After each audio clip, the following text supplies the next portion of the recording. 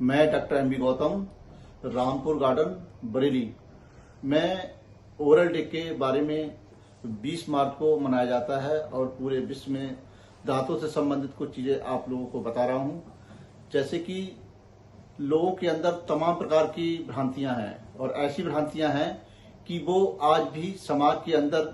जैसे कि अगर हम दांत सफाई की बात करें, ओरल हाइजीन की बात करें, तो जैसी लोगों से अगर हम दांत सफाई की बात करते हैं तो लोग बोलते हैं कि दांत को साफ नहीं कराना चाहिए, दांत साफ करने से दांत हिल जाते हैं, कमजोर हो जाते हैं। तो ऐसी कुछ भ्रांतियां हैं। इन भ्रांतियों को खत्म करने के लिए मैं ये वीडियो आप लोगों तक दे रहा हूं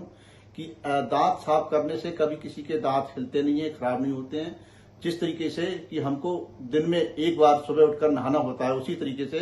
सुबह शाम हमको ब्रश करना जरूरी होता है। अगर हम ऐसा नहीं करते हैं तो हमारे दांतों के अंदर जो फूड पार्टिकल है वो दांतों के अंदर फंस जाते हैं और सड़ जाते हैं और एक दिन वो बहुत बड़ी कैविटी के रूप में हमारे दांत को सड़ा देते हैं।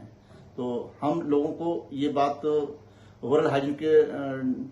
वर्ल्ड हेल्थ डे के बारे में कुछ जानकारी दे रहे हैं कि ऐसा ना करने से कुछ दिन के बाद में दांत हिल जाते हैं और निकल जाते हैं। दूसरी चीज ये है कि अगर हम दांत सफाई की बात करते हैं कि कम से कम डेंटल चेकअप के लिए कम से कम साल में एक बार तो आना ही चाहिए। अगर 6 मंथ में अगर वो व्यक्ति आता है हमारे पास तो उसके दांत और सुरक्षित रहेंगे, क्योंकि समय समय पर डेंटिस्ट को दिखाने रहने से क्या है कि दांतों के अंदर लगी बीमारी या लगा कोई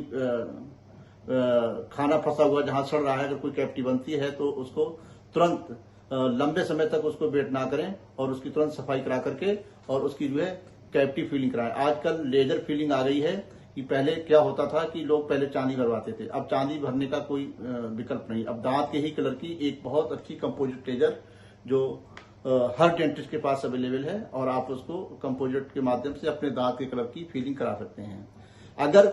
फीलिंग करते समय या कोई कैविटी बहुत ज्यादा डीप हो गई है और कैविटी डीप होने की वजह से क्या है कि दांत के अंदर सेंसिटिविटी हो गई है या सीवियर या ठंडा गर्म लग रहा है, तो ऐसे में क्या है कि हम एक एक्सरा करते हैं और एक्सरा करने के बाद में उस दांत की पूरी आरसीटी के बारे में पूरा बताते हैं और आरसीटी के लिए हम पेशेंट को समझाते हैं और उसके बाद में उसके ऊपर एक फैब्रिकेशन क्राउन भी देते हैं। और क्राउन आज की डेट में, पहले क्या होता था कि मेटल के क्राउन लगते थे, सिरेमिक कोटेड के लगते थे। आज